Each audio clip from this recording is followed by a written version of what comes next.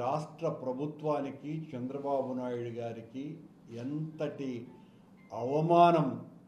ఒక మాటలో చెప్పాలంటే వెంకటేశ్వర స్వామి ఆలయ పవిత్రతను సర్వనాశనం చేసినారు అని కేంద్ర ప్రభుత్వమే చాలా సీరియస్గా స్పందించటం, వెంటనే బిత్తరపోయినటువంటి చంద్రబాబు నాయుడు, పవన్ కళ్యాణ్ గారు నిన్న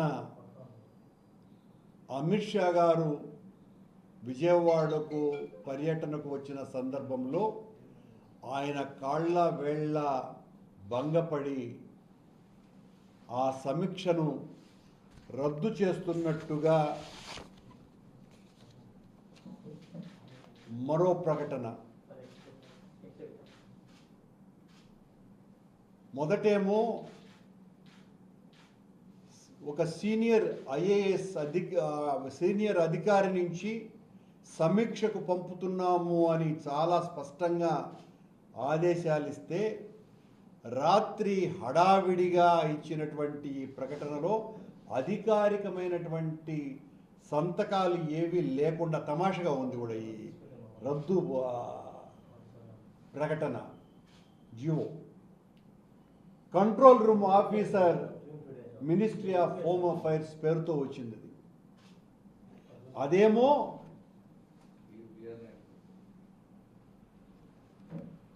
Ashish V Gawai, director disaster management division, ministry of home అఫైర్స్తో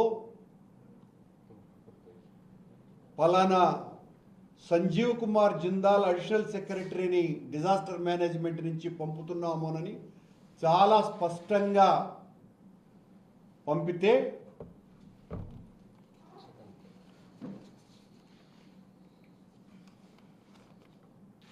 ఈ రెండు ప్రకటనలు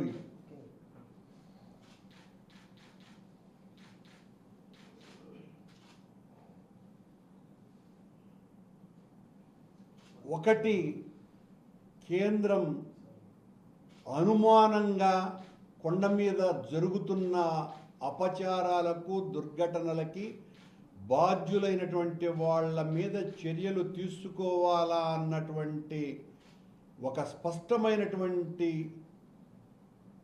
అంశంగా పరిగణించి వాళ్ళు ఓ అధికారిక సమావేశం ఏర్పాటు చేయాల్సిన అవసరం ఉంది అని 17వ తారీఖున ప్రకటించటము.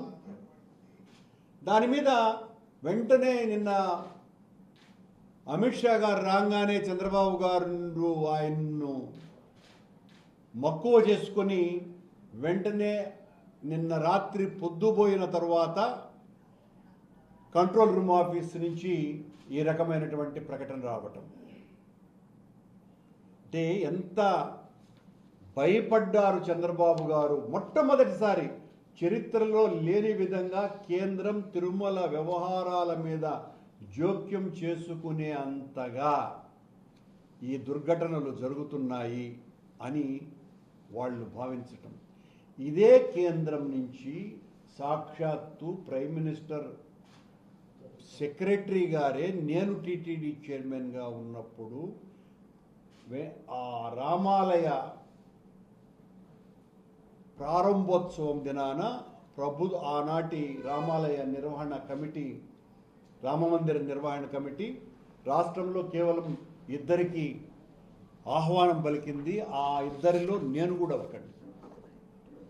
నేను వెళ్ళటం కూడా జరిగింది. ఆ రోజున నాతో అంతపూర్వం ఉన్నటువంటి మోడీ గారి ప్రత్యేక కార్యదర్శి నాకు ఫోన్ చేసి, మా ఈవోకు ఫోన్ చేసి, అంటే ఈవోగా ఉన్నటువంటి ధర్మారెడ్డికి ఫోన్ చేసి, క్రౌడ్ మేనేజ్మెంట్కి సంబంధించి మీరు అధికారులను పంపండి అని వాళ్ళ విజ్ఞప్తి మేరకు మా అధికారులు, ఇంజనీరింగ్ శాఖకు సంబంధించిన చీఫ్ ఇంజనీర్, అడ్వైజర్ ఇంజనీరింగ్ దీనికి సంబంధించిన ఆఫీసర్లు అందరూ కూడా దాదాపు 10 రోజుల పాటు క్రౌడ్ మేనేజ్మెంట్కి సంబంధించి వాళ్లకు సలహాలు, సూచనలు ఇచ్చి ఈ రోజున చాలా అత్యద్భుతంగా నిర్వహణ సాగటానికి టీటీడీ అధికారులు ఒక ప్రధానమైనటువంటి పాత్రను పోషించినారు. అంతటి ఘనమైనటువంటి చరిత్ర ఉన్నటువంటి ఆలయానికి ఎంత అప్రతిష్ట తెచ్చినారు అనంటే, చంద్రబాబు గారు అధికారంలోకి వచ్చిన రోజు నుంచి ఆనంద నిలయుడి చెంత అన్ని అపచారాలే. ఈ ఘటనలు దైవానికి జరిగినటువంటి ద్రోహంగా ప్రజలందరూ కూడా భావిస్తున్నారు. మాయ మాటలతో, తప్పుడు వాగ్దానాలతో మనుషుల్ని మోసం చేయవచ్చు చంద్రబాబు నాయుడు గారు. విశ్వనేత్రుని ముందు ఈ వింత నాటకాలు కుదరవు. హైందవ ధార్మిక రాజధానిలో బ్రహ్మాండ నాయకుని చెంత శిశు మరణాల అంటే, ఈ మధ్యనే ఒక వారం 10 రోజులు కూడా కాల, కొండ మీద చౌల్ట్రీ నుంచి ఒక బాలుడు పడిపోయినాడు. దానికి చంద్రబాబు గారికి సంబంధించినటువంటి పత్రికలు కానీ ప్రసార మాధ్యమాలు కానీ ఏ రకమైనటువంటి ప్రచారము ఇవ్వాల. ఎందుకు చనిపోయినాడు, ఎలా చనిపోయినాడు, అసలు ఈ దుర్ఘటన జరగటం ఏంటి? వెంకటేశ్వర స్వామి చెంత ఒక చిన్న పసిబాలుడు చనిపోవటం ఎంత దుర్మార్గము. మద్యము, మాంసాలు కొండ మీదకి నిరంతరాయంగా జరగటం. నిన్ననే బిర్యానీ తింటూ ఆ పైకి ఎలా పోయిందో కూడా పర్యవేక్షణ చేయనటువంటి అధికారుల అలసత్వంతో రాజ్యమేలుతోంది తిరుమల ఆలయం. మధ్యలో 3-4 సార్లు మద్యం బాటిళ్లు పట్టుకున్నట్టు కూడా పత్రికల్లో వచ్చింది. ఇన్ని రకాలైనటువంటి వీటి మీద ఏ రకమైనటువంటి విచారణ చేయకుండా అడ్డుకోవటాలు చేస్తున్నారు చంద్రబాబు గారు. ఏం పట్టించుకోవటం, మొద్దు నిద్ర వహించటం తప్ప ఒకటి లేదు. అన్ని అబద్ధాలే, అన్ని అపచారాలే, అన్ని అపశృతులే. సర్వసాక్షిని మోసం చేయటం సామాన్యునికి అంటే చంద్రబాబు గారికి వీలవుతుందా? సాధ్యం కాదు. మీరెన్ని మాయమాటలు చెప్పినా సర్వసాక్షి అయినటువంటి ఆ పరమేశ్వరుడైన వెంకటేశ్వర స్వామి మీ పాప బండారాన్ని బద్దలు కొట్టడానికే ఆయన ఖచ్చితంగా, మీరన్నారు మేము పాపాలు చేసినాము, మా పాపాలనన్నింటినీ కడిగి పారేస్తాను అన్నటువంటి చంద్రబాబు నాయుడు గారు ఈరోజు మీ పాపాల పుట్ట కొండగా మారుతోంది. వైకుంఠ ఏకాదశి పర్వదినాన్ని దర్శించుకోవటానికి వచ్చినటువంటి భక్తులకు సరైనటువంటి ఏర్పాట్లు చేయకుండా బంధుల దొడ్డిలో తోసినట్టు ఒక పార్కులో తోసేస్తారండి. అప్పటికి దాదాపు 10 గంటల పాటు వాళ్ళ మలమూత్రాలకు కూడా పోవటానికి వీలు లేకుండా చేసేసి, వాళ్ళ కనీసం తాగటానికి నీళ్లు కూడా లేకుండా చేసి, ఒక్కసారిగా క్యూ లైన్లకి వదిలేయటం. ఆ తొక్కిసలాటలో 6 మంది మరణించటం, 51 మంది. అది కేవలం ఒక చోటనే జరిగినటువంటి విషయం కూడా కాదు. విష్ణు నివాసం దగ్గర జరిగినటువంటి సంఘటనలో మరొక వ్యక్తి కూడా మరణించినాడు. మిగతా చాలా చోట్ల తొక్కిసలాటలతోనే జరిగింది. ఎవరు బాధ్యులు? బాధ్యత తీసుకోవాల్సినటువంటి వ్యక్తి చంద్రబాబు నాయుడు గారు, ముఖ్యమంత్రిగా ఉన్నటువంటి వ్యక్తి. ఏ బాధ్యత తీసుకోవాలా? ఆయన ఏదో తూతూ సమీక్ష చేసి అసలు దీనికి ప్రధానమైనటువంటి కారణమైన ఈవో, కొండ మీద అడిషనల్ ఈవో, కలెక్టర్ వీళ్ళ మీద చర్యలు తీసుకోకుండా తూతూ మంత్రంగా ఎస్పీని ట్రాన్స్ఫర్ చేసి ఆ కింది స్థాయి అధికారులను ఇద్దరిని సస్పెండ్ చేసి, ఆయన సమీక్ష చేసిన తర్వాత తనకు కావాల్సినటువంటి మీడియాలో కూడా ఏ రకంగానూ కూడా ఆ తర్వాత తిరుమలలో ఒక సంఘటన జరిగింది అన్నటువంటి విషయాన్ని కూడా పూర్తిగా మరుగున పెట్టేశారు. ఎంత దారుణం! బిఆర్ నాయుడు గారు ఒక ఛానల్ నడుపుకుంటున్నటువంటి వ్యక్తిని మీరు టీటీడీ చైర్మన్ను చేశారు. ఆయన చాలా ఇష్టంతో స్వీకరించినాడు. కానీ ఆలయ చరిత్ర మీద, ఆలయ వైశిష్ట్యత మీద, ఆలయం యొక్క గొప్పతనం మీద, కేవలం భగవంతుని మీద భక్తి ఉండటం ఒక్కటే భూమిక కాదు. నిర్వహణ,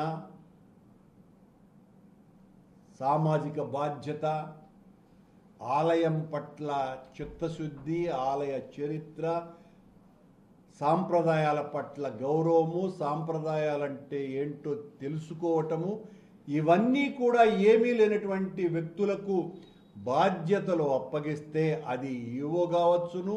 ఇంకా అడిషనల్ ఈవోల గురించి చెప్పాల్సిన పనే లేదు.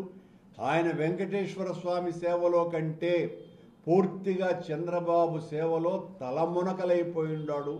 లోకేష్ గారి అనుచరులనిద్దరినీ ఆయన ఛాంబర్లో ప్రత్యేకంగా కుర్చీలు వేసి మరి దర్శనాలు విఐపీలకందరికీ కూడా చంద్రబాబు గారి కార్యాలయం నుంచి వచ్చినటువంటివన్నీ జరుపుకుంటూ ఉండటం తప్ప ఇంకొక కార్యక్రమమే లేదు అడిషనల్ ఈవోకి.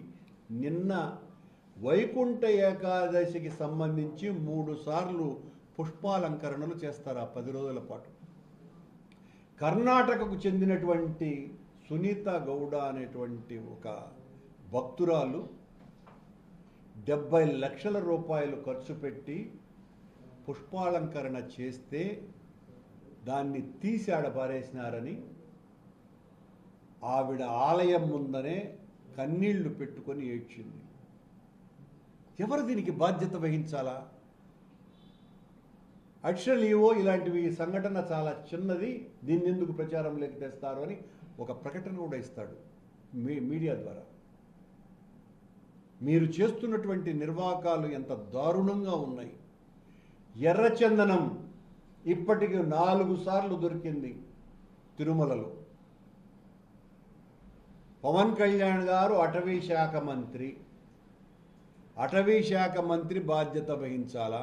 సనాతన ధర్మాన్ని పరిరక్షించడానికే ఒక వీరతాడు వేసుకున్నటువంటి పవన్ కళ్యాణ్ గారు అటవీ శాఖ మంత్రిగా ఒకవైపున సనాతన ధర్మ పరిరక్షకుడుగా, మరోవైపున అటవీ శాఖ మంత్రిగా తిరుమలలోనే 4 సార్లు ఎర్రచందనం దొంగలు దొరికినాయి. ఎవరు దీని వెనుక మిమ్మల్ని చూసుకొని ధైర్యంతో మీకు సంబంధించినటువంటి కార్యకర్తలో నాయకులో చేస్తున్నారా? మీరేమో చాలా ఆవేశంగా మొన్న జరిగిన వైకుంఠ ఏకాదశి దుర్ఘటనకు సంబంధించి ఆ 6 మంది చనిపోతే వాళ్ళ బంధువులు ఆనందపడిపోయి వెంకటేశ్వర స్వామి తీసుకుపోయినాడు అని ఆయన ప్రకటన ఇవ్వటం ఎంత దారుణమండి! ఎంత ఘోరమైనటువంటి విషయం ఇది! ఈ రకమైనటువంటి ప్రకటనలు ఇచ్చి మభ్య పెడతారా? మోసం చేస్తారా? ఇలాంటి వరుస సంఘటనలు. నెయ్యిలో కొవ్వు కలిపినాము అని మా మీద ప్రచారం. ఆ తర్వాత మేము ఎప్పుడైతే వాస్తవాన్ని మొత్తం ప్రజలకందరికీ తెలియజేసినామో ఆ తర్వాత సద్దు కాకుండా పోయింది.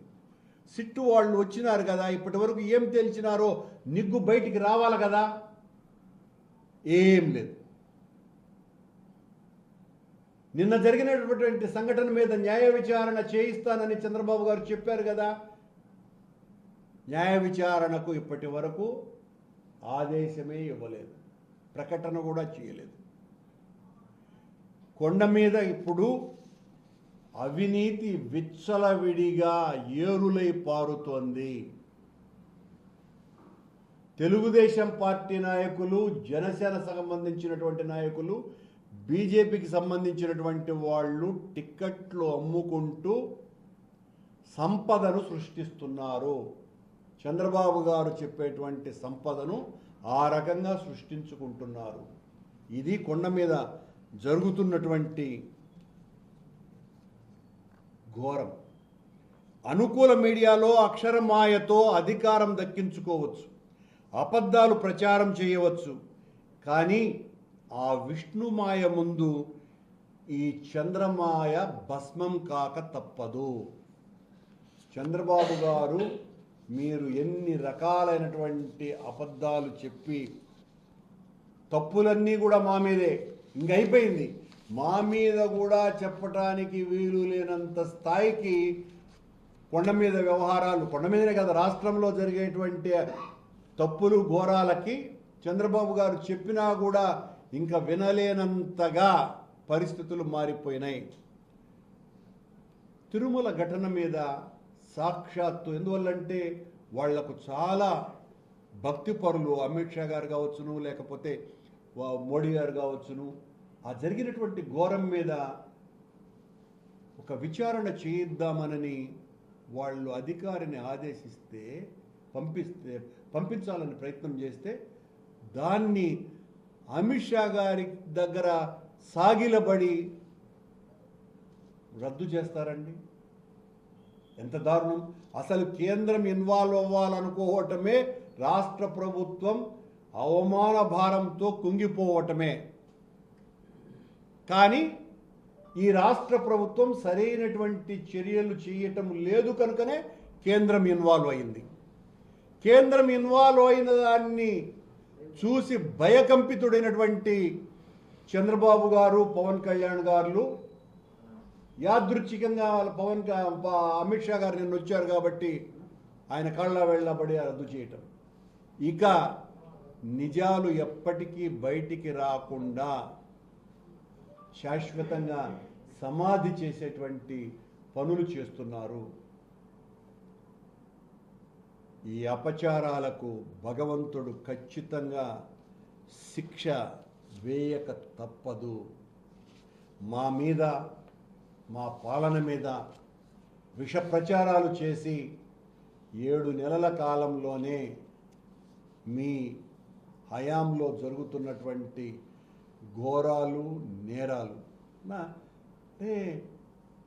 మాడవీధులలో, స్వామివారి మాడవీధులలో చెప్పులు వేసుకొని తిరగకూడదు అని చాలా స్పష్టమైనటువంటి సాంప్రదాయం ఉన్నా కూడా ఉద్యోగస్తులే చెప్పులు వేసుకొని దొరికినారు మొన్న. అంటే మీ పర్యవేక్షణ ఎలా ఉన్నది? అధికారుల పర్యవేక్షణ, విజిలెన్స్ వాళ్ళ పర్యవేక్షణ ఎలా ఉన్నది? అసలు పట్టించుకుంటున్నారా? ఎవరికి వాళ్ళు ఒకరితో ఒకరికి ఏ రకమైనటువంటి సంబంధాలు లేకుండా ఎట్లో ఒకట పబ్బం గడుపుకోవాలన్నటువంటి ఆలోచన ఉండటం కారణంగానే ఇలాంటి ఘటనలు జరుగుతున్నాయి. ఒక భయం లేదు, భక్తి అధికారులకు పూర్తిగా లేదు. ఉన్న భక్తి అంతా కూడా చంద్రబాబు గారి మీద భక్తిగా మారిపోయి, ఆ మారిపోయిన చంద్రబాబు మీద భక్తి డేంజరుగా మారిపోయి డ్రైనేజీ స్కీమ్ లేకుండా పోతుంది. ఇది పరిస్థితి.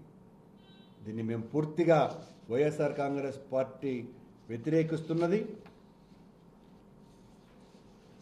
చంద్రబాబు గారికి, చంద్రబాబు ప్రభుత్వానికి, పవన్ కళ్యాణ్ గారికి సిగ్గుచేటైన విషయం కేంద్రం సీరియస్ అవ్వటము అన్న విషయాన్ని స్పష్టం చేస్తూ మీ ప్రసార మాధ్యమాలలో దీని నుంచి ఎంతగా వక్రభాష్యం చేసినా, ఈరోజు దీనికి సంబంధించి ఒక పత్రిక రాసింది. దర్శనానికి రావటం కోసమని ఆ అధికారి ఈ రకమైనటువంటి ప్రకటన ఇచ్చినాడు, ఆదేశము బిఆర్ నాయుడుకు అని. పలానా అధికారం వస్తున్నాడు, అన్ని ఏర్పాట్లు చేయండి, జరిగినటువంటి దుర్ఘటనల మీద సమీక్ష చేస్తాడు అని వాళ్ళు ప్రకటన జీవో ఇస్తే అఫిషియల్గా దర్శనాలు ఏర్పాట్ల కోసమని ఆ అధికారి తొందరపాటు నిర్ణయం అర్థమైపోయి మళ్ళీ విత్డ్రా చేసుకున్నారంట.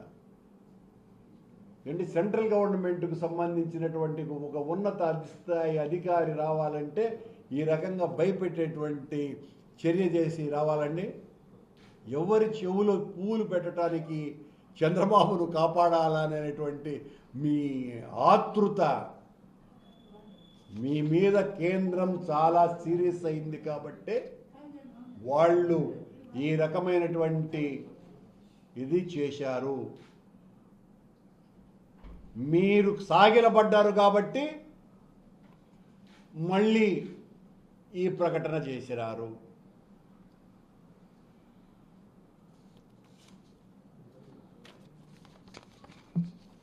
జరుగుతున్న పరిణామాల పట్ల ఇంకనైనా కూడా దేవుడి మీద భక్తితో చంద్రబాబు గారు, పవన్ కళ్యాణ్ గారు నిజమైనటువంటి స్వామి సేవకులుగా మారమని విజ్ఞప్తి చేస్తూ ఇప్పటికైనా ఈవోని కొండ మీద తిష్ట వేసి మీ సేవలో తలమునకలై పునీతుడవుతున్నటువంటి ఆ అడిషనల్ ఈవోని, కలెక్టర్ను వెంటనే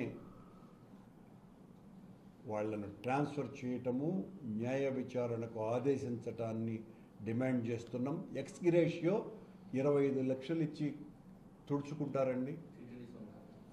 ఎంత దారుణం! ప్రకటించిందేమో చంద్రబాబు నాయుడు గారు 25 లక్షలు ఇస్తారని, ఇచ్చిందేమో టీటీడీ. ప్రభుత్వం వైపు నుంచి ఎక్కడ వాళ్లకు డబ్బులు వచ్చినాయి? మేము ₹1 కోటి ఇవ్వాలని డిమాండ్ చేశాం, 25 లక్షల రూపాయలు ఇచ్చి తుడిచేసుకున్నారు. మళ్ళీ మా మీద అభండాలు. ఇంత దారుణం చేస్తూ ఉంటే భగవంతుడు ఉపేక్షించడు. ఇది దృష్టిలో ఉంచుకొని పనిచేయవలసిందిగా కోరుతున్నాను.